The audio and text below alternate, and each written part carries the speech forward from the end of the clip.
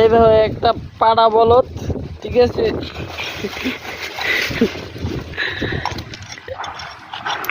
এই সে আরসিসির একটা পিঠ, এটা ফুটা করতে হয়েছে।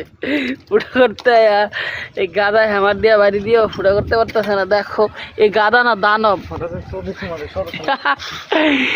এ বডি লে এসছে বডি। হ্যাঁ বাবা ইয়া আম্বেরদ্দান বাহুবালি বাহুবালি বাহুবালি বালি বালি। এই ফুটা হইছে, বৃষ্টি পরে তারপর টুপুর ফুটাও। এই